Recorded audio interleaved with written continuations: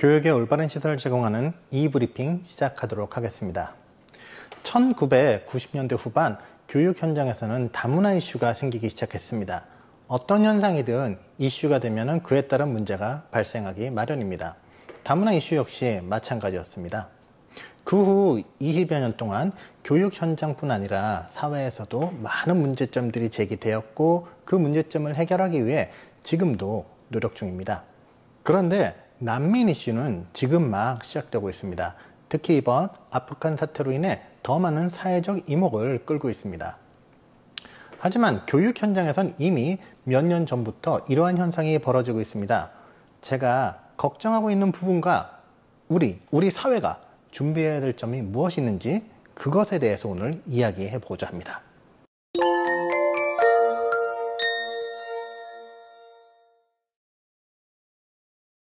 먼저 제 사례를 보면 3년 전에 난민 가족의 자녀가 저희 학교에 들어오게 됩니다.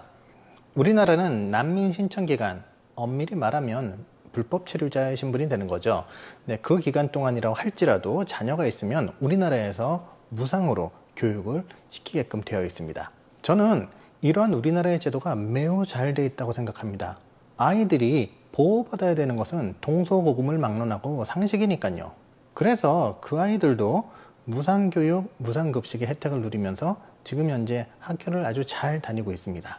처음에는 한국어도 모르고 영어도 안 돼서 의사소통에 정말 많은 어려움이 있었지만 3년 동안 교육과 학교 생활을 통해 지금은 한국어 의사소통에 문제가 없고 정말 잘 적응하면서 지내고 있습니다. 그 아이들을 보면 대견하기도 하고 걱정되는 부분도 있습니다. 그 걱정되는 부분이 무엇이냐? 바로 첫 번째, 이 아이들은 제도권의 보호를 받지 못합니다. 즉 제도권 밖에 있다는 이야기입니다. 일단 학생들이 무상교육과 무상급식을 통해 교육을 받을 수 있는 것은 사실입니다. 하지만 그 외에 있어서는 불법 체류자와 다름이 없습니다. 아무런 혜택을 받을 수가 없어요. 대표적으로 의료보험입니다. 의료보험이 안 되다 보니 상해라든지 질병이 있을 때 정말로 큰 경제적 손실, 경제적 부담을 안아야 됩니다. 그리고 각 지자체에서 지원하는 각종 프로그램에 지원을 받을 수가 없습니다. 한국어 교육이라든지 한국 문화 교육이라든지 정말 좋은 프로그램들이 요즘 많거든요. 다문화 프로그램도 마찬가지고요. 이러한 프로그램에 지원을 받을 수가 없어요. 지자체에서도 이런 어려움을 알고 있지만 제도적으로 근거가 없기 때문에 이러한 학생들을 지원해 줄 수가 없는 것이죠. 그리고 두 번째는 이들의 미래입니다. 그리고 그 미래가 멀지 않았다는 것입니다. 앞으로 5, 6년 사이에 우리나라에 있는 난민 학생들은 어쨌든지 진급을 해야 될 겁니다. 중요한 건 이 숫자조차 아직 파악은 되어 있지 않죠. 난민 숫자도 제대로 파악되지 않고 난민 신청자는 더더욱 파악되기가 힘들 겁니다. 근데 얼마인지 모르는 이 학생들이 진급을 해야 돼요. 중학교 때까지야 우리나라가 의무교육이니까 별 문제가 없다고 치더라도 고등학교는요. 그리고 고등학생이 되고 나면 아시다시피 이제 주민등록증을 발급받게 됩니다. 당연히 주민등록도 발급받기 어렵겠죠. 그리고 대학교 같은 고등교육, 능력이 있다 할지라도 갈 수 없는 일이 벌어지지 않을까요? 그렇다면 그들의 미래는 어떻게 될까요? 앞으로 우리 사회는 이러한 문제점을 파악하고 미리 대비해야 할 것입니다. 제가 오늘 이 영상을 제작한 이유도 바로 이것입니다. 이미 들어온 학생들을 쫓아내기 힘든 상황에서 이들이 건강하고 잘 성장해서 우리 사회의 훌륭한 사회의 일원이 될 수 있도록 우리 사회 모두가 노력해야 된다고 생각합니다. 감사합니다. 그리고 지금부터 난민에 대한 제 개인적인 생각을 말씀드리도록 하겠습니다. 교사가 아닌 개인적인 의견이니 참고해 주시면 감사하겠습니다. 자, 그럼 시작하겠습니다.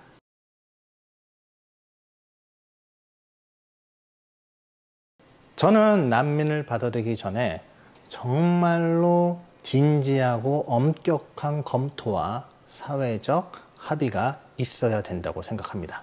난민은 정말 많은 문제를 일으킬 확률이 높기 때문입니다. 먼저 말 그대로 난민은 난민입니다.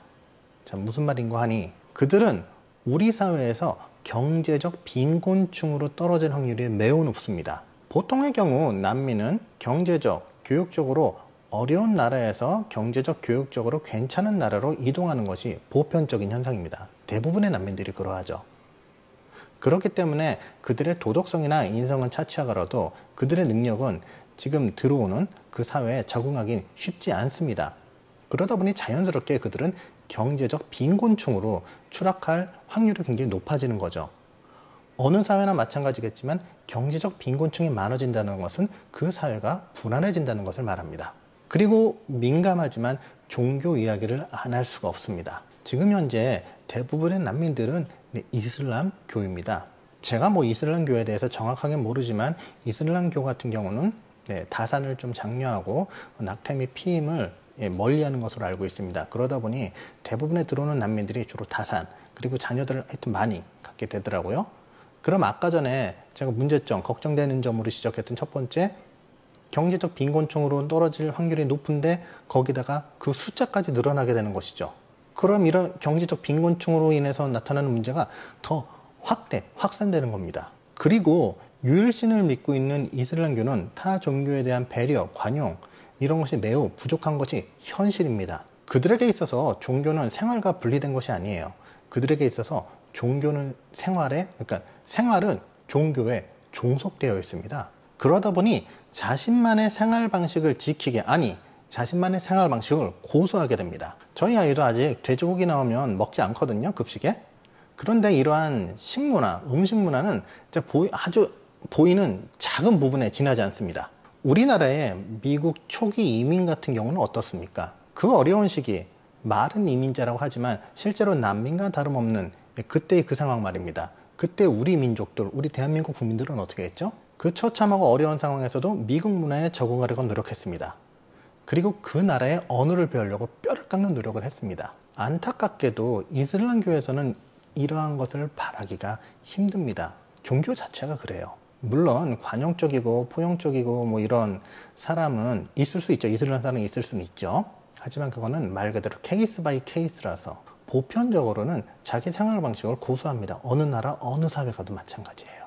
결국 경제적 빈곤의 문제와 이런 자신만의 생활 방식을 고수하려는 이런 것들이 모여서 사회에 큰 문제를 야기하게 됩니다. 그럴 확률이 높아지는 거죠. 제가 다문화나 난민에 대해서 얼마나 알겠습니까? 잘은 모르겠지만 제 나름대로 조사하고 이렇게 해본 결과에서는 난민 정책이 성공한 나라를 제가 찾아보지를 못했어요. 혹시 난민 정책이 성공한 나라나 이런 사례가 있으면 공유해 주시면, 알려주시면 감사하겠습니다. 네, 마지막으로 인도주의적 차원에서 난민을 받아들여야 된다고 의견을 제시하시고 그걸 주장하시는 분들이 많아요. 네, 좋습니다. 그러실 수 있어요. 그런데 그런 분들에게 감히 여쭙고 싶습니다. 자신의 이웃 혹은 자신의 집에 이름도 모르고 신념도 모르는 노숙자를 드릴 수 있나요?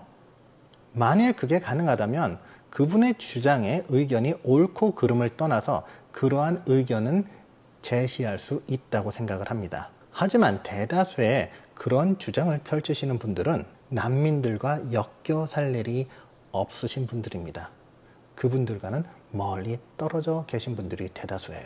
난민을 무조건 배척하고 받아들이지 말자는 이야기가 아닙니다. 난민을 무조건 배척하고 멀리 하자는 것이 아니라 감성적으로 접근하지 말고 냉철하고 진지하게 그리고 사회적 합의가 먼저 도출되어야 한다고 말씀드리는 겁니다. 그래야지만이 야기될 수 있는 여러 가지 문제를 미리 대비하고 또 문제가 일어났을 때 해결할 수 있기 때문이죠. 감성적으로 나라를 운영한다면 그 나라의 미래는 결코 밝을 수 없을 겁니다. 네, 이상으로 이 브리핑이었습니다. 오늘 영상 여기서 마치겠습니다. 감사합니다.